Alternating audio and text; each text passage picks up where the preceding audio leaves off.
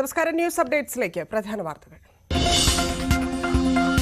സൗരദൌത്യം വിജയകരം. Aditya L1 ലക്ഷ്യസ്ഥാനത്ത് നാഴികക്കല്ലെന്ന് പ്രധാനമന്ത്രി. ബഹിരാകാശ രംഗത്ത് വൻ മുന്നേറ്റമെന്ന് വിദേശകാര്യമന്ത്രി. ഇഡിക്ക് നേരെയുണ്ടായ ആക്രമണത്തിൽ പുകഞ്ഞ് ബംഗാൾ. ജനാധിപത്യം അപകടത്തിലെന്ന് ഗവർണർ. കേന്ദ്രത്തിനുടൻ റിപ്പോർട്ട് നൽകും. രാഷ്ട്രപതി ഭരണം ഏർപ്പെടുത്തുന്നതിനെ ചൊല്ലി കോൺഗ്രസിൽ ഭിന്നത.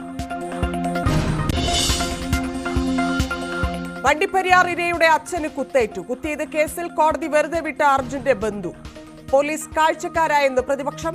നാളെ കോൺഗ്രസ് പ്രതിഷേധം.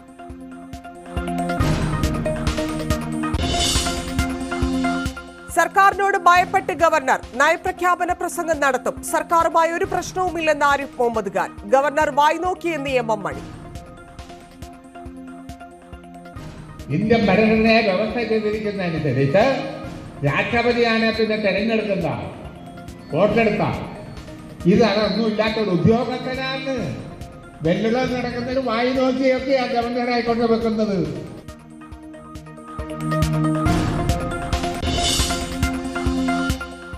തോമസ് ഐസക്കിനെ വിടാതെ ഇഡി. കിഫ്ബി മസാല ബോണ്ട് കേസിൽ 12-ന് ഹാജരാകണം. നിയമപരവും രാഷ്ട്രീയവുമായി നേരിടുമെന്ന് ഐസക് ന്യൂസ് 18നോട്.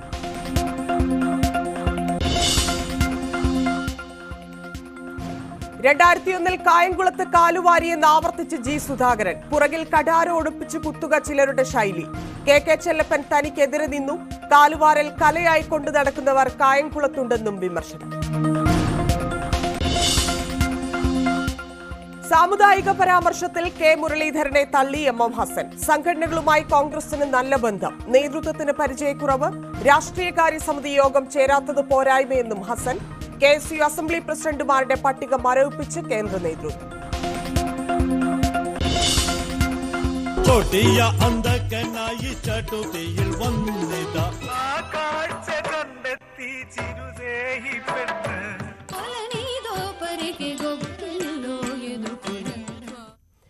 കലോത്സവ ചൂടിൽ കൊല്ലം. സ്വർണ്ണക്കപ്പിനായി പൊരിഞ്ഞ പോരാട്ടം. കുതിപ്പ് തുടർന്ന് കണ്ണൂർ.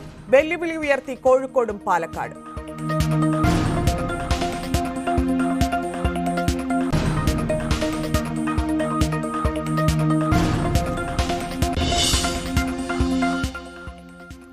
ബ്യൂട്ടി പാർലറിൽ യുവതിക്ക് നേരെ ലൈംഗികാതിക്രമം. തലസ്ഥാനത്തെ സ്ഥാപന ഉടമ അറസ്റ്റിലായത് ഉള്ളൂർ സ്വദേശി ജി രതീഷ്. അതിക്രമം ഫേഷ്യൽ ചെയ്യാനെത്തിയ യുവതിയോട്.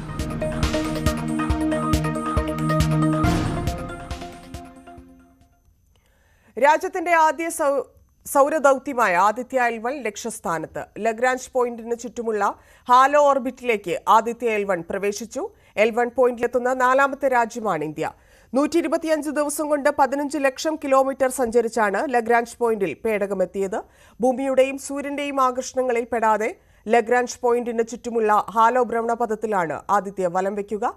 ഇന്ത്യ മറ്റൊരു നാഴികക്കല്ല് സൃഷ്ടിച്ചെന്ന് പ്രധാനമന്ത്രി നരേന്ദ്രമോദി. ശാസ്ത്രജ്ഞരുടെ അർപ്പണബോധത്തിന്റെ ഫലമാണിതെന്നും പ്രധാനമന്ത്രി വ്യക്തമാക്കി. ബംഗളൂരുവിലെ ISRO ട്രാക്കിംഗ് ആൻഡ് ടെലിമെട്രി നെറ്റ്വർക്കിൽ നിന്നാണ് പേടകത്തെ നിയന്ത്രിച്ചത്. കഴിഞ്ഞ വർഷം സെപ്റ്റംബർ 2-ന് വിക്ഷേപിച്ച പേടകം 126 ദിവസത്തെ യാത്രയ്ക്ക് ശേഷമാണ് നിർദ്ദിഷ്ട ലക്ഷ്യസ്ഥാനത്തെത്തിയത്.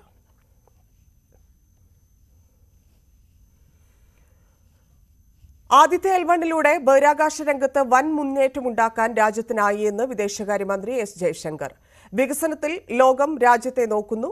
10 വർഷത്തിനിടെ ഭാരതത്തിൽ വലിയ മാറ്റങ്ങളുണ്ടായി. എല്ലാ മേഖലയിലും രാജ്യം മികച്ച മുന്നേറ്റം കൈവരിച്ചു.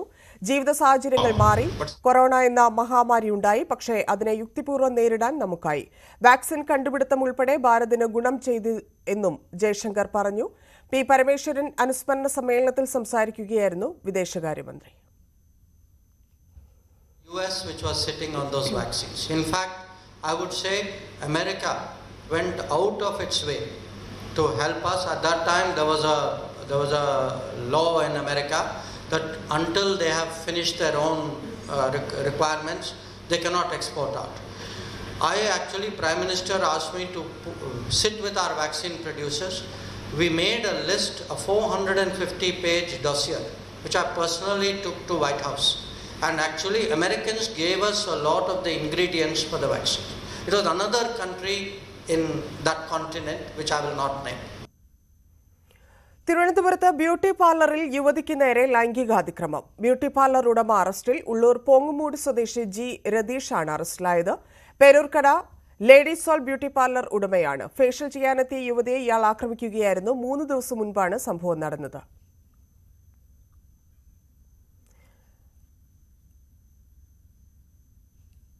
ബ്യൂട്ടി പാർലറിലാണ് ലൈംഗികാതിക്രമം നടന്നിരിക്കുന്നത്. പാർലർ ഉടമ രതീഷ് അറസ്റ്റിലായിരിക്കുന്നു. പോങ്ങുമൂടി സ്വദേശിയായ രതീഷാണ് അറസ്റ്റിലായിരിക്കുന്നത്. യുവതിക്ക് നേരെ ലൈംഗികാതിക്രമം നടത്തി എന്നാണ് പരാതി. 3 ദിവസം മുൻപായിരുന്നു കേസിനാസ്പദമായ സംഭവവുമായി ബന്ധപ്പെട്ട് പോങ്ങുമൂട് സ്വദേശി രതീഷിനെ പോലീസ് അറസ്റ്റ് ചെയ്തു.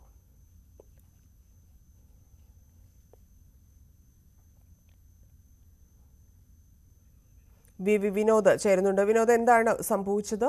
പോലീസ് എന്ത് നടപടി സ്വീകരിച്ചു? വിനോദ്, കേൾക്കാമോ?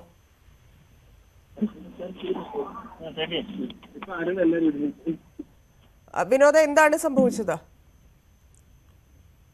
ബ്യൂട്ടി പാർലറിലെത്തിയ വനിതയ്ക്ക് നേരെയാണ് അതിക്രമം ഉണ്ടായത്. പേരൂർക്കടയിലായിരുന്നു ഈ സംഭവം. ബ്യൂട്ടി പാർലർ ഉടമയാണ് പെൺകുട്ടിയോട് മോശമായി പെരുമാറിയത്. അറസ്റ്റിലായത് ഉള്ളൂർ പോങ്ങുമൂട് സ്വദേശി രതീഷാണ്. രതീഷിന്റെ ഉടമസ്ഥതയിലുള്ളതാണ് പേരൂർക്കടയിലെ ഈ ബ്യൂട്ടി പാർലർ. ലേഡീസ് സോൾ എന്ന പേരിലുള്ള ബ്യൂട്ടി പാർലറിൽ 3 ദിവസം മുമ്പായിരുന്നു ഈ സംഭവം നടന്നത്. മാതാപിതാക്കൾക്കൊപ്പം പെൺകുട്ടി അവിടെ എത്തുകയും അതിനുശേഷം ഫേഷ്യലിങ്ങിന് വേണ്ടി കൊണ്ടുപോവുകയും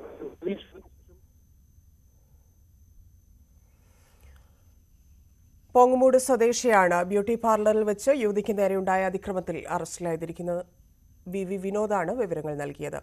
പശ്ചിമബംഗാളിൽ ED സംഘത്തിന് നേരെയുണ്ടായ ആക്രമണത്തിൽ സംസ്ഥാന സർക്കാരിനെതിരെ വിമർശനം കടുപ്പിച്ച് ഗവർണർ CV ആനന്ദ് ബോസ്.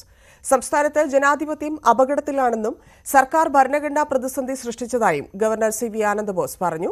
നിയമവിദഗ്ധരുമായി കൂടിയാലോചിച്ച് തുടർ നടപടി കൈക്കൊള്ളുമെന്നും ഗവർണർ പ്രതികരിച്ചു. ആക്രമണത്തിൽ ഗവർണർ ഉടൻ കേന്ദ്രത്തിന് റിപ്പോർട്ട് നൽകും. EDയും പശ്ചിമബംഗാൾ പോലീസും FIR രജിസ്റ്റർ ചെയ്തതിനു പുറമെ വീട്ടിൽ അതിക്രമിച്ചു കയറിയതിന് EDക്കെതിരെ പരാതിയുണ്ട്. ആക്രമണത്തിന് പിന്നാലെ സംസ്ഥാനത്ത് രാഷ്ട്രീയ പോരും മുറുകുകയാണ്. മമതാ ബാനർജി രാജിവെക്കണമെന്നും NIA അന്വേഷണം വേണമെന്നും BJP ഉന്നയിക്കുമ്പോൾ രാഷ്ട്രപതി ഭരണം ഏർപ്പെടുത്തണമെന്നാണ് ഇന്ത്യ സഖ്യകക്ഷിയായ കോൺഗ്രസിന്റെ ആവശ്യം. എന്നാൽ EDയാണ് പ്രകോപനം ഉണ്ടാക്കിയതെന്നാണ് തൃണമൂൽ വാദം. അതിനിടെ റേഷൻ അഴിമതിയിൽ തൃണമൂൽ നേതാവ് ശങ്കർ ആദിയെ ED അറസ്റ്റ് ചെയ്തു. അറസ്റ്റിൽ പ്രതിഷേധിച്ച് ED സംഘത്തിന് നേരെ കല്ലെറിഞ്ഞ പാർട്ടി പ്രവർത്തകർക്ക് നേരെ CRPF ലാത്തി വീശി. ബംഗാളിൽ രാഷ്ട്രപതി ഭരണം ഏർപ്പെടുത്തണമെന്ന അധിർ രഞ്ജൻ ചൌധരിയുടെ അഭിപ്രായം തള്ളി AICC general secretary KC Venugopal.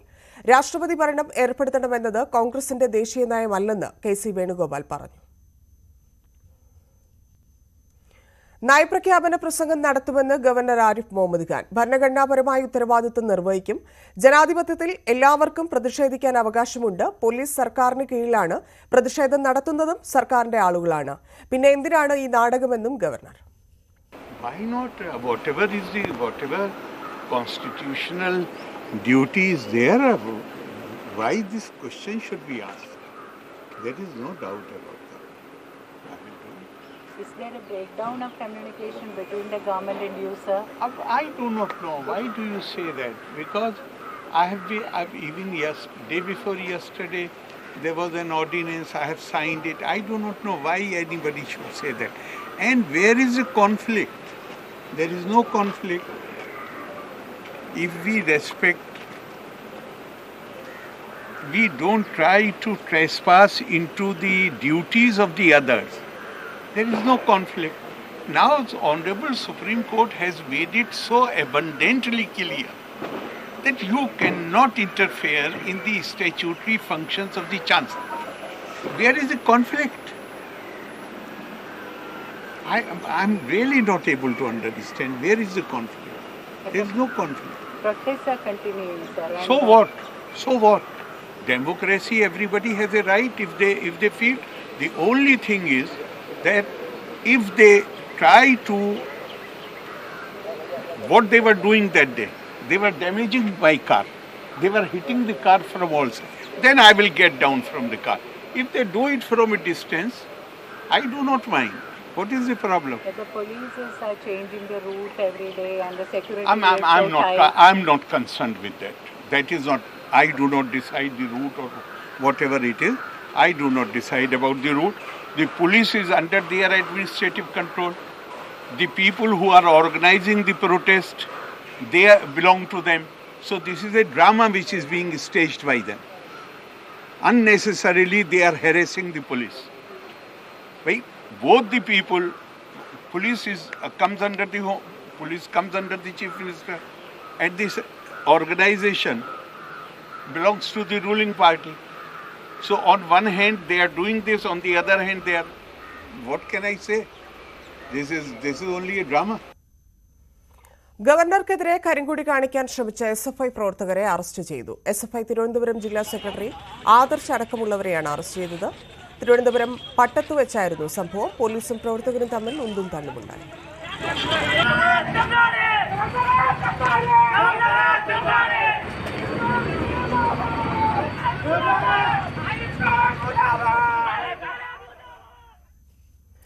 ഗവർണർക്കെതിരെ രൂക്ഷ വിമർശനവുമായി MM മണി. ഭൂനിയമ ഭേദഗതിയിൽ ഒപ്പുവെക്കാത്ത ഗവർണർ ഇടുക്കി ജില്ലയിൽ പ്രവേശിക്കുന്നത് മര്യാദകേടാണ്. വല്ലയിടത്തും കിടക്കുന്ന വായ്നോക്കിയെയൊക്കെയാണ് ഗവർണറായി വെക്കുന്നതെന്നും MM മണി കട്ടപ്പനയിൽ പറഞ്ഞു. ഗവർണറെ ഇടുക്കി ജില്ലയിലേക്ക് സ്വാഗതം ചെയ്ത വ്യാപാരികളെയും MM മണി വിമർശിച്ചു. വ്യാപാരികൾ പൊന്നുകൊണ്ട് പുളിശ്ശേരി വെച്ച് കൊടുക്കുന്നത് അംഗീകരിക്കാനാകില്ലെന്നും MM മണി പറഞ്ഞു. നമ്മുടെ നിയമസഭ പാസാക്കുന്ന ബില്ല് നിങ്ങളെല്ലാം കൂടെ തെരഞ്ഞെടുത്ത് അയച്ചതല്ലേ ജനപ്രതിനിധികളെ? അവർ പാസാക്കിയ നിയമം അത് ഒപ്പിടുകയല്ലാത്ത നാറിയെ നിങ്ങൾ വിളിച്ച കച്ചവടക്കാർ കൊണ്ടുകൊണ്ട് പുളിശ്ശേരി വെച്ച് സ്വീകരിക്കുക എന്ന് പറഞ്ഞാൽ ശുദ്ധ മര്യാദകേടാണെന്നാണ് എൻ്റെ അഭിപ്രായം. നിങ്ങൾ ഇവിടുത്തെ ജനങ്ങളുടെ വികാരം, നിങ്ങൾ ഇവിടുത്തെ ജനങ്ങളുടെ ഭാഗമല്ലേ കച്ചവടക്കാർ? അതോ നിങ്ങൾ പൂനായിൽ നിന്ന് വന്നവരാണോ? അല്ലല്ലോ. അതുകൊണ്ട് ഇതിനെപ്പറ്റി ബഹുമാനിയായ കച്ചവടക്കാരെന്ന സുഹൃത്തുക്കളാണ്. എനിക്ക് നിങ്ങളോട് വഴക്കുള്ളതെന്നൊന്നും പറയല്ല. ഇത് ശരിയല്ല. ഈ നാടിയെ പേരാൻ നിങ്ങൾ പോകേണ്ട കാര്യമൊന്നും ഉള്ളതല്ല. ഞാനാണ് എൻ്റെ അഭിപ്രായം. അതാണ് നിങ്ങൾ ചെയ്യുന്ന മര്യാദകേടാണ്. ഇടുക്കി ജില്ലയിലെ ജനങ്ങളുടെ ആഹാരത്തിൽ ഗവർണർക്കെതിരായ MM മണിയുടെ പരാമർശത്തിൽ വിമർശനവുമായി പ്രതിപക്ഷ നേതാവ് VD സതീശൻ. ഗവർണറെ മാത്രമല്ല MM മണി എല്ലാവരെയും മോശം പറയും. പിണറായി വിജയൻ ആളുകളെ ആക്ഷേപിക്കാൻ ചുമതലപ്പെടുത്തിയിരിക്കുന്നത് MM മണിയെയും സജി ചെറിയാനെയുമാണെന്നും പ്രതിപക്ഷ നേതാവ് ആരോപിച്ചു. MM മണി ഗവർണറെ മാത്രമല്ലല്ലോ, ഞാൻ ഇടുക്കി സന്ദർശനം നടത്തി തിരിച്ചു പോന്നാൽ എന്നെ കുറിച്ച് ഏറ്റവും മോശം വാക്കുകൾ പറയും. പിണറായി വിജയൻ വളരെ ബുദ്ധിപൂർവ്വം ആളുകളെ ആക്ഷേപിക്കുന്നതിന് വേണ്ടി ചിലരെ ചുമതലപ്പെടുത്തിയിരിക്കുന്ന മനസ്സിലായി. അത് ഒന്ന് മന്ത്രി സജി ചെറിയാനായിരുന്നു, രണ്ട് ഈ MM മണിയാണ്. ആരെയും ആക്ഷേപിക്കും, എല്ലാവരെയും ആക്ഷേപിക്കും. നമുക്ക് കേരളത്തിലെ ഒരു രാഷ്ട്രീയ അന്തരീക്ഷം മലീമസമാക്കേണ്ട ആവശ്യമില്ല. സംവാദങ്ങൾ നടക്കട്ടെ, ഡിബേറ്റുകൾ നടക്കട്ടെ. രാഷ്ട്രീയം എന്ന് പറയുന്നത് ഡിസ്കോഴ്സ് ആണ്. അങ്ങനെ സംവാദങ്ങൾ നടക്കുമ്പോൾ അതിന് നാട്ടുകാർക്ക് ഗുണമുള്ള എന്തെങ്കിലും അതിനകത്ത് റിസൾട്ടായിട്ട് വരും. പക്ഷെ ഈ തെറിയ അഭിഷേകവും ഇതെല്ലാം മുഖ്യമന്ത്രി പ്രോത്സാഹിപ്പിക്കുകയാണ്. ഞാൻ പറഞ്ഞല്ലോ, പണ്ട് ഈ മര്യാദയ്ക്ക് ജീവിക്കുന്ന ആളുകളുടെ വീടിന് മുമ്പിലേക്ക് കല്ലുകൊടുത്ത ആളുകളെ വിടും ചീത്ത വിളിപ്പിക്കാൻ വേണ്ടി. അങ്ങനെ ചീത്ത വിളിപ്പിക്കുകയാണ്. അല്ലെ ബിഷപ്പുമാരെ അധിക്ഷേപിച്ചുകൊണ്ട് മന്ത്രി സജി ചെറിയാൻ സംസാരിച്ചു. ഇപ്പോഴും മുഖ്യമന്ത്രിയെ തള്ളി പറഞ്ഞിട്ടില്ലല്ലോ. മുഖ്യമന്ത്രിയുടെ അനുവാദത്തോടു കൂടിയാണ് ഇത് മുഴുവൻ നടന്നത്. വണ്ടിപ്പെരിയാറിൽ പീഡനത്തിനിരയായി കൊല്ലപ്പെട്ട പെൺകുട്ടിയുടെ അച്ഛന് കുത്തേറ്റു. കേസിൽ പ്രതിയായിരുന്ന അർജുന്റെ ബന്ധുവാണ് വണ്ടിപ്പെരിയാർ ടൗണിൽ വെച്ച് ആക്രമിച്ചത്. കുട്ടിയുടെ മുത്തച്ഛനും പരിക്കേറ്റു. ആക്രമണം നടത്തിയ പാൽരാജിനെ പോലീസ് കസ്റ്റഡിയിലെടുത്തു. ഇന്നു രാവിലെ വണ്ടിപ്പെരിയാർ പശ്ചിമല ജംഗ്ഷനിൽ വെച്ചാണ് സംഭവം. ബൈക്കിൽ പോവുകയായിരുന്ന കുട്ടിയുടെ പിതാവിനും മുത്തച്ഛനും നേരെ പാൽരാജ് അസഭ്യം പറയുകയായിരുന്നു. ഇതോടെ വാഹനം നിർത്തി ഇരുവരും ഇത് ചോദ്യം ചെയ്യുകയും തുടർന്ന് വാക്കേറ്റമുണ്ടാവുകയും പാൽരാജ് കൈവശമുണ്ടായിരുന്ന കത്തി ഉപയോഗിച്ച് ആക്രമിക്കുകയുമായിരുന്നു. അർജുനന്റെ ചിറ്റപ്പൻ ബാബു എന്ന് പറഞ്ഞ പാൽരാജ് അവിടെ നിന്ന് ഇങ്ങോട്ട് വന്നോണ്ടിരിക്കുന്നു. അപ്പൊ നമ്മളെ കണ്ടിട്ട് കൈ കൊണ്ട് ഇങ്ങനെ കാണിക്കും. ഞാൻ വണ്ടി നിർത്തിയിട്ട് എന്നാടാന്ന് ചോദിച്ചിട്ട് അങ്ങോട്ട് പോയപ്പോഴത്തേന് ഈ പാക്കറ്റിൽ നിന്ന് കത്തി പോലത്തെ സാധനം എടുത്തിട്ട് കുത്തുവാണ്. ഞങ്ങൾ അങ്ങോട്ട് ഇങ്ങോട്ട് തല്ലുമ്പോഴത്തേന് ഞങ്ങൾ അന്നേരം അറിഞ്ഞില്ല എൻ്റെ കയ്യിൽ ഇങ്ങനെ ഒരു സാധനം കൊണ്ട് കുത്തുന്നത്. അപ്പം ആൾക്കാരൊന്ന് പിടിച്ചു മാറ്റിയിട്ട് ഇങ്ങനെ നോക്കുന്ന എല്ലാം പൊട്ട് ദേഹത്തെല്ലാം കുത്തിയിട്ടുണ്ടെന്നുള്ളതാണ്. കുട്ടിയുടെ പിതാവിന്റെ ഇരുകാലുകളിലും വയറിനും പരിക്കേറ്റു. മുത്തശ്ശന്റെ കൈക്കും വയറിനും നിസാര പരിക്കേറ്റിട്ടുണ്ട്. സംഭവത്തിന് ശേഷം ഓടി രക്ഷപ്പെട്ട പാൽരാജിനെ വണ്ടിപ്പെരിയാർ പോലീസ് കസ്റ്റഡിയിലെടുത്തു. ന്യൂസ് 18 ഇടുക്കി. ഉന്നാവോ സംഭവം പോലെയാണ് ഇടുക്കി വണ്ടിപ്പെരിയാറിൽ ഉണ്ടായതെന്ന് പ്രതിപക്ഷ നേതാവ് വി ഡി സതീശൻ. പ്രതിയുടെ കുടുംബം ഭീഷണിപ്പെടുത്തുന്നതായി നേരത്തെ ഇരയുടെ കുടുംബം പറഞ്ഞിരുന്നു. ഇരയുടെ കുടുംബത്തെ ആക്രമിക്കുന്നത് പോലീസ് നോക്കി നിൽക്കുകയാണെന്നും ഡിവൈഎഫ്ഐക്കാരനായി പ്രതിയെ രക്ഷിക്കാൻ പോലീസ് ഗൂഢാലോചന നടത്തിയെന്നും വി ഡി സതീശൻ. ഇത് ഉന്നാവോയിലുണ്ടായ യുപിയിൽ നടന്ന സംഭവം പോലെയാണ്. യുപിയിൽ ഇരയായി മാറിയ പെൺകുട്ടിയുടെ കുടുംബാംഗങ്ങളെ മുഴുവൻ കൊല്ലുകയാണ് ഈ വേട്ടക്കാരായിരുന്ന ആളുകൾ മുഴുവൻ. തെളിവുകൾ മുഴുവൻ നശിപ്പിക്കുന്നതിന് വേണ്ടി ഈ പ്രതിയുടെ കുടുംബാംഗങ്ങൾ തന്നെ ഭീഷണിപ്പെടുത്തുന്നതായും തനിക്ക് തന്നെ ഭയപ്പെടുത്തുന്നതായും ഒക്കെ ഈ കുട്ടിയുടെ പിതാവ് പരാതിപ്പെട്ടിരുന്നു. ഞങ്ങളത് പോലീസിന്റെ ശ്രദ്ധയിലും ഞങ്ങളത് പെടുത്തിയിരുന്നു. എന്തൊരു ദുരന്തമാണ് ആ കുടുംബത്തിനുണ്ടായത്. അതിലെ പ്രതിയെ വെറുതെ വിട്ടു. ഇത്രയും വലിയ ദുരന്തം ഉണ്ടായത്. എന്നിട്ട് ഈ കുഞ്ഞിന്റെ പിതാവിനെ പ്രതിയുടെ ബന്ധുക്കൾ ഉപദ്രവിക്കുക, ശാരീരികമായി ആക്രമിക്കുക, അവരുടെ കുടുംബാംഗങ്ങളെ ആക്രമിക്കുക, പോലീസ് നോക്കുകുത്തിയായി. പോലീസിന്റെ മുഴുവൻ ഗൂഢാലോചനയാണ്. ഡിവൈഎഫ്ഐക്കാരനായ പ്രതിയെ രക്ഷിക്കാൻ വേണ്ടി പോലീസ് പ്രോസിക്യൂഷൻ നടത്തിയ ഗൂഢാലോചനയാണ് ഈ കേസിലെ പ്രതിയെ വെറുതെ വിട്ടത്. അതിനുശേഷവും പ്രതിയെ വെറുതെ വിട്ടതിന് ശേഷവും ആ കുടുംബത്തെ ഇരയുടെ കുടുംബത്തെ വേട്ടയാടുന്ന യുപിയിൽ നടക്കുന്നത് പോലെയുള്ള വിചിത്രമായ സംഭവങ്ങളാണ് കേരളത്തിൽ നടക്കുന്നത് എന്നോർത്ത് തലകുനിച്ച് നിൽക്കേണ്ട സ്ഥിതിയാണ് കേരളത്തിൽ. ഞങ്ങള് മകളെ മാപ്പെന്നുള്ള KPCCയുടെ പരിപാടി നാളെ വണ്ടിപ്പെരിയാറിൽ നടക്കുന്നുണ്ട്. AICCയുടെ ജനറൽ സെക്രട്ടറിമാരായ ശ്രീ KC വേണുഗോപാലും അതുപോലെ ശ്രീമതി ദീപാദാസ് മുൻഷിയും അവിടെ പങ്കെടുക്കും. ഇത് വളരെ ഗൌരവത്തോടുകൂടിയാണ് ഞങ്ങൾ കാണുന്നത്. ഒരു കാരണവശാലും ഇത്തരം അക്രമ സംഭവങ്ങൾ അനുവദിക്കാൻ പാടില്ല. പോലീസ് ദൌർഭാഗ്യവശാൽ പാർട്ടിക്കാർക്ക് വേണ്ടി കൂട്ടുനിൽക്കുന്ന ദയനീയമായ അവസ്ഥകളിൽ. വണ്ടിപ്പെരിയാറിൽ കുറ്റാരോപിതൻ രക്ഷപ്പെട്ടത് അട്ടിമറിയുടെ ഭാഗമെന്ന് മാത്യു കുഴൽനാടൻ MLA. സർക്കാർ അപ്പീൽ നൽകിയത് പ്രതിയെ രക്ഷിക്കാൻ പുനരന്വേഷണം നടത്തണമെന്നാണ് കോൺഗ്രസിന്റെ ആവശ്യമെന്നും മാത്യു കുഴൽനാടൻ പറഞ്ഞു. അതേസമയം KPCCയുടെ നേതൃത്വത്തിൽ മകളെ മാപ്പു എന്ന പേരിൽ വണ്ടിപ്പെരിയാറിൽ നാളെ സ്ത്രീജ്വാല സംഘടിപ്പിക്കുമെന്നും മാത്യു കുഴൽനാടൻ അറിയിച്ചു. സ്പെഷ്യൽ പ്രോസിക്യൂട്ടറായി നിയമിക്കപ്പെട്ട അഭിഭാഷകന് ശക്തമായ ഇടത് രാഷ്ട്രീയ പാരമ്പര്യം ഉള്ളയാളും അദ്ദേഹം ഇടത് അഭിഭാഷക സംഘടനയുടെ സജീവ പ്രവർത്തകനും മുൻകാല SFI നേതാവും ഒക്കെയാണ് എന്നത് പ്രസക്തമാവുകയാണ്. അത് പ്രസക്തമാവുന്നത് എവിടെയാണ്? ഈ പ്രതി സ്ഥാനത്ത് നിൽക്കുന്നത് ഐഡന്റിഫൈഡ് ഡിക്ലയർഡ് എല്ലാവരും അംഗീകരിക്കുന്ന ഡിസ്പ്യൂട്ട് ചെയ്യപ്പെടാത്ത DYFIയുടെ നേതാവാണ്. ഇടതുപക്ഷ യുവജന സംഘടനയുടെ നേതാവ് പ്രതിയായിട്ടുള്ള ഒരു കേസിൽ SP ജില്ലാ പോലീസ് സൂപ്രണ്ടിന്റെ ശുപാർശകൾ മറികടന്ന് എന്തുകൊണ്ട് ഒരു ഇടതുപക്ഷ ബാക്ക്ഗ്രൗണ്ടുള്ള ഇടതുപക്ഷത്തിന്റെ ശക്തനായ ഒരു പ്രവർത്തകൻ എന്ന് പറയുന്ന ഒരു പ്രോസിക്യൂട്ടറെ സ്പെഷ്യലായി നിയമിച്ചു? അതിന്റെ സാഹചര്യം എന്താണ് എന്ന് സർക്കാർ വ്യക്തമാക്കാൻ തയ്യാറാണ്. കേന്ദ്ര സർക്കാർ സംസ്ഥാനത്തോട് സാമ്പത്തിക അവഗണന തുടരുകയാണെന്ന് ധനകാര്യ വകുപ്പ്. അവസാന പാദത്തിൽ കടമെടുപ്പിൽ മാത്രം 5600 കോടി രൂപ വെട്ടി. കേന്ദ്രത്തോട് 7437 കോടി രൂപ ആവശ്യപ്പെട്ട സ്ഥാനത്താണിത്. 1838 കോടി രൂപ മാത്രമാണ് സംസ്ഥാനത്തിന് അനുവദിച്ചതെന്നും ധനകാര്യ വകുപ്പ് വാർത്താക്കുറിപ്പിൽ അറിയിച്ചു. കിഫ്ബി മസാല ബോണ്ട് കേസിൽ മുൻ ധനമന്ത്രി തോമസ് ഐസക്കിന് വീണ്ടും എൻഫോഴ്സ്മെന്റ് ഡയറക്ടറേറ്റിന്റെ നോട്ടീസ്. ജനുവരി 12-ന് ചോദ്യം ചെയ്യലിന് ഹാജരാകാൻ നിർദ്ദേശിച്ചാണ് ED നോട്ടീസ് നൽകിയിരിക്കുന്നത്. നോട്ടീസ് അയക്കുന്നത് നേരത്തെ ഹൈക്കോടതി തടഞ്ഞിരുന്നു. ED നടപടി രാഷ്ട്രീയ പ്രേരിതമെന്ന് വിമർശിച്ച തോമസ് ഐസക് മസാല ബോണ്ട് കേസിലാണ് വിളിച്ചു വരുത്തുന്നതെന്ന് പറയാൻ EDക്ക് 1.5 വർഷം വേണ്ടിവന്നതായി വിമർശിച്ചു. ഈ മാസം 12-ന് തോമസ് ഐസക്കിനോട് ഹാജരാകാൻ ED ആവശ്യപ്പെടുമ്പോൾ അതിലൂടെ ED വ്യക്തമാക്കുന്നത് മസാല ബോണ്ടിലുള്ള അന്വേഷണം ഇത് അവസാനിച്ചിട്ടില്ല എന്ന് തന്നെയാണ്. നേരത്തെ ഇതുമായി ബന്ധപ്പെട്ടുകൊണ്ട് ED അയച്ച സമൻസിനെ ചോദ്യം ചെയ്തുകൊണ്ട് ഹൈക്കോടതിയിൽ തോമസ് ഐസക് എത്തിയിരുന്നു. അന്ന് തോമസ് ഐസക്കിന് ഏതാണ്ട് അനുകൂലമാകുന്ന രീതിയിൽ തന്നെയായിരുന്നു ഹൈക്കോടതി കേസ് നിരീക്ഷിച്ചത്. കാരണം ഇക്കാര്യങ്ങൾ സംബന്ധിച്ച് ഈ മസാല ബോണ്ടിലുള്ള അന്വേഷണമാണെങ്കിൽ കിഫ്ബി തന്നിരിക്കുന്ന നോട്ടീസിൽ പറയുന്നത് തന്റെ വ്യക്തിപരമായ വിവരങ്ങൾ ആവശ്യപ്പെടുന്നതനുസരിച്ചാണ് ഈ നോട്ടീസ് ഭൂരിഭാഗവും വ്യക്തമാക്കുന്നത്. അത് തന്റെ വ്യക്തിപരമായ കാര്യങ്ങളിലുള്ള EDയുടെ ഒരു കടന്നുകയറ്റം തന്നെയാണ് ഇതിലൂടെ ചെയ്തിരിക്കുന്നതെന്നതായിരുന്നു തോമസ് ഐസക് ഹൈക്കോടതിയിലടക്കം ബോധിപ്പിച്ചിരുന്നത്. ഹൈക്കോടതിയും ഏതാണ്ട് അത് ശരിവെക്കുകയും ചെയ്തു. കാരണം ഈ നോട്ടീസ് പരിശോധിക്കുമ്പോൾ തോമസ് ഐസക്കിന്റെ വ്യക്തിഗത വിവരങ്ങളാണ് ഇതിൽ മസാല ബോണ്ടിനേക്കാൾ അധികം ആയിട്ട് ചോദിച്ചിരിക്കുന്നത് അടക്കമുള്ള കാര്യങ്ങളിൽ ഹൈക്കോടതിക്കും അതിൽ ശരിവെക്കേണ്ട അടക്കമുള്ള കാര്യങ്ങൾ വന്നിരുന്നു. അതുകൊണ്ട് തന്നെ ED നോട്ടീസ് നോട്ടീസ് പിൻവലിച്ചിരുന്നു. പക്ഷേ അന്വേഷണം തുടരുന്നതിൽ യാതൊരു തടസ്സവുമില്ല എന്ന നിയമോപദേശം ഇഡിക്ക് ലഭിച്ചു. ഹൈക്കോടതിയും അത് ശരിവയ്ക്കുകയും ചെയ്തു.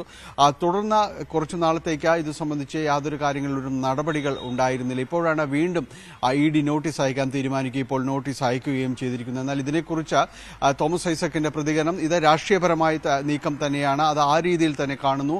ഇതിനെ രാഷ്ട്രീയപരമായി തന്നെ നേരിടുന്നു, ഒപ്പം തന്നെ നിയമപരമായി തന്നെ നേരിടുന്നു. തന്റെ കൂടി സൗകര്യങ്ങൾ അനുസരിച്ചുകൊണ്ട് ആയിരിക്കും ഇക്കാര്യത്തിൽ ഇഡിയുടെ ചോദ്യം ചെയ്യൽ നോട്ടീസിന് ഹാജരാകുമെന്നതാണ് തോമസ് ഐസക് പറയുന്നത്. 12-ാം തീയതി ഹാജരാവണം എന്നുള്ളതാണ്. നമ്മുടെ സൗകര്യം കൂടി നോക്കിയിട്ട് അതിനുള്ള റിപ്ലൈ കൊടുക്കും. ഏതായാലും നേരത്തെ ഉള്ള ഇന്നൊരു വ്യത്യാസമുണ്ട് നോട്ടീസിൽ. അന്ന് എന്റെ വ്യക്തിപരമായിട്ടുള്ള എല്ലാ വിവരങ്ങളും വാരി വലിച്ചു കൊണ്ടുവരണമെന്നാണ് പറഞ്ഞിരുന്നത്. ഇപ്പൊ അങ്ങനെയുള്ള പരാമർശമൊന്നുമില്ല. ചില ക്ലാരിറ്റി അവർക്ക് വരുത്താൻ വേണ്ടി എന്നെ വിളിച്ചിരിക്കുക.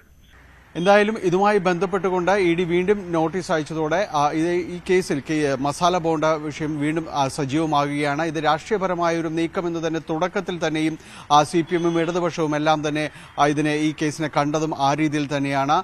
വീണ്ടും ഇഡി നോട്ടീസ് അയക്കുന്നതിലൂടെ രാഷ്ട്രീയപരമായിട്ട് തന്നെ ഇഡി മുന്നോട്ട് പോകുന്നു എന്ന് തന്നെയുള്ള ആക്ഷേപങ്ങൾ വീണ്ടും ഉയർന്നു വരികയാണ്. അത്തരം ആക്ഷേപങ്ങളും അത്തരം ചർച്ചകളും രാഷ്ട്രീയ ചർച്ചകളും വീണ്ടും സജീവമാകുമെന്ന കാര്യത്തിൽ യാതൊരു സംശയവുമില്ല. എന്തായാലും തോമസ് ഐസക് 12-ന് ഹാജരാകുമോ എന്നതാണ് അദ്ദേഹം നൽകുന്ന മറുപടി.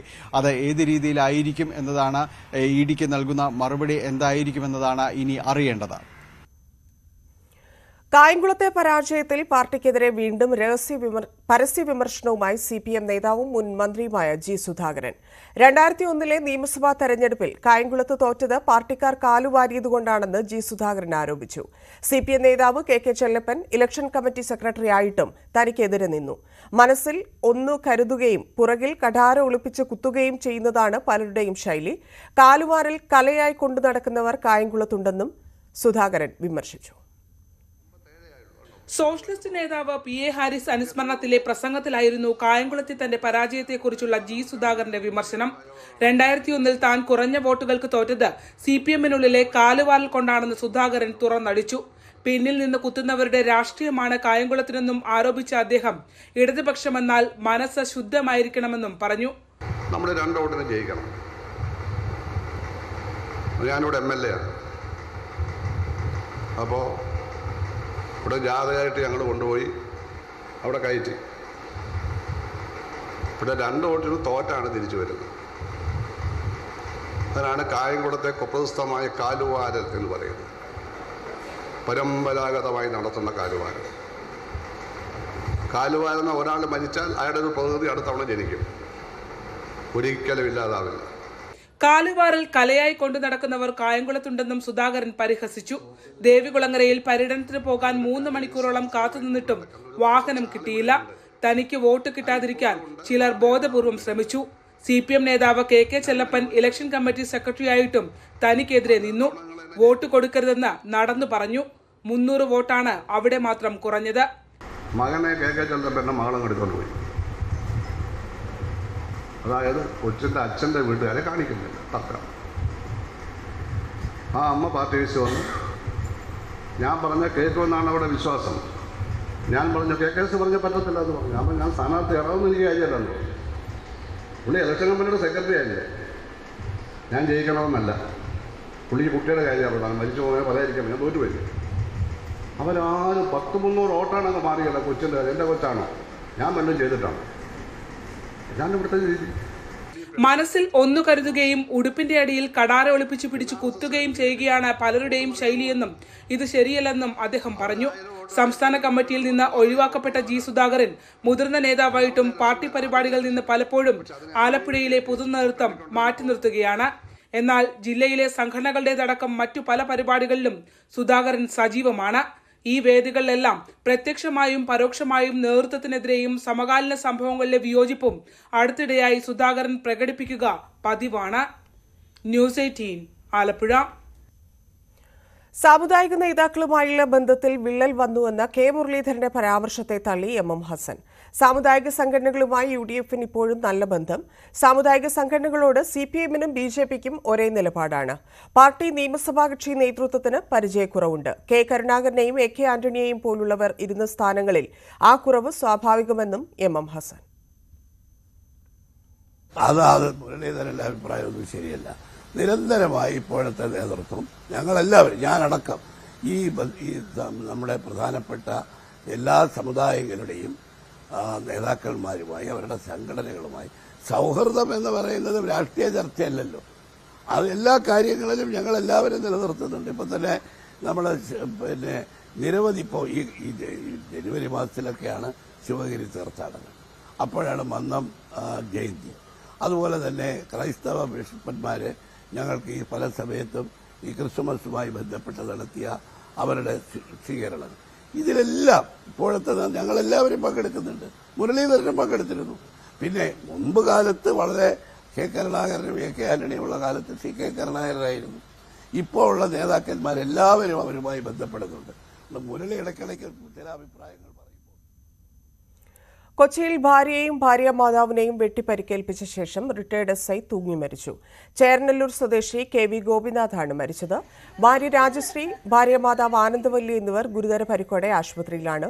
അഭിഭാഷകനായ മകൻ അമർ ഉച്ചഭക്ഷണത്തിനായി വീട്ടിലെത്തിയപ്പോഴായിരുന്നു സംഭവം അറിഞ്ഞത്.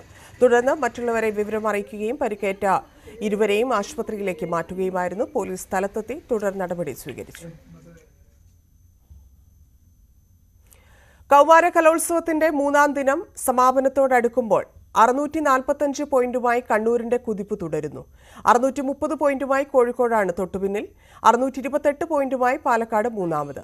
613 പോയിന്റ് നേടിയ തൃശൂർ 4ാമതും 607 പോയിന്റുമായി കൊല്ലം 5ാം സ്ഥാനത്തുമാണ്.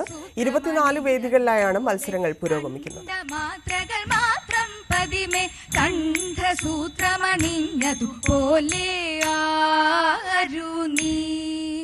മനോഹരി ചാരുമുഖി സഖി ആരുനി സഖി ആരാരും വന്നില്ല ഈ വഴി പോരൂ നീ എൻ കുറവ കാടാരും താണ്ടി കടന്നങ്ങാരാണ്ടോ പോണ കണ്ടേ ആരാണ്ടോ പോണ കണ്ടേ ആൽമരക്കൊമ്പിലായ മരപ്പൊത്തിലായി ആലോലം പാടുന്ന തത്തയുണ്ട്. അനശ്വര നടൻ ജയന്റെ പേരിലുള്ള വേദി കീഴടക്കി മലയാളി മംഗമാരുടെ കൂട്ടം. കളിച്ചും ചിരിച്ചും ചുവടുകളുമായി മംഗമാർ നിറഞ്ഞതോടെ സി കേശവൻ മെമ്മോറിയൽ ടൗൺ ഹാളിനാകെ ഒരു തിരുവാതിര ചന്തം.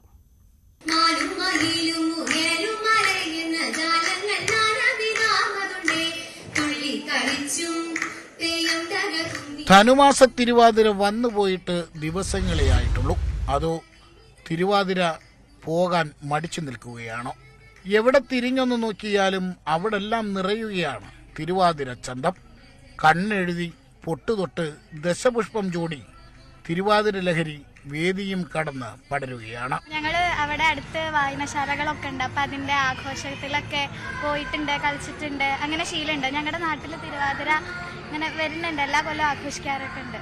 ഞങ്ങളെ സംബന്ധിച്ച് എല്ലാവർക്കും ഭയങ്കര സന്തോഷമുണ്ട്. ഇത് ഇപ്പോൾ പ്രോഗ്രാമിനല്ലെങ്കിൽ കൂടെ നമുക്ക് ഇങ്ങനെ നമ്മൾ പാരമ്പര്യമായി ചെയ്തു തന്നൊരു സംഭവം പഠിക്കാൻ പറ്റി.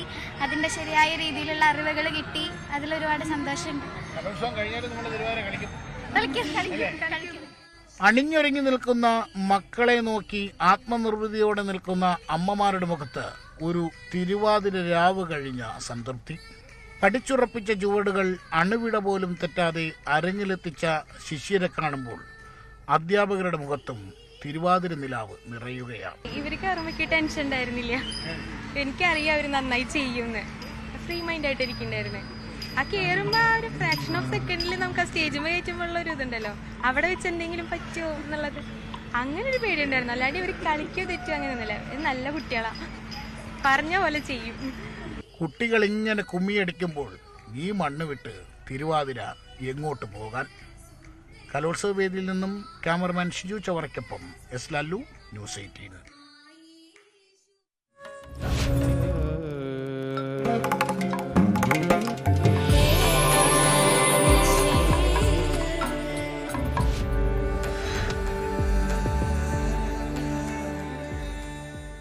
Kerala school Kalolsavam powered by GTech computer education. ലക്ഷ്യം ജോലിയെങ്കിൽ പഠനം ജിടെക്കിൽ തന്നെ. ഇൻ അസോസിയേഷൻ വിത്ത് മുടി കൊഴിച്ചിൽ നിയന്ത്രിക്കുന്നതിനോടൊപ്പം മുടി വളർച്ച കൂട്ടുന്നു. Amritveni hair elixir for women. ദേശത്തെ നയിക്കുന്ന ഒരു പുതിയ ദിശയിലേക്ക് നിങ്ങളുടെ ജോയ്, ഭാരതത്തിന്റെ ജോയ്. News updates പൂർണ്ണമാവുന്നു. നമസ്കാരം.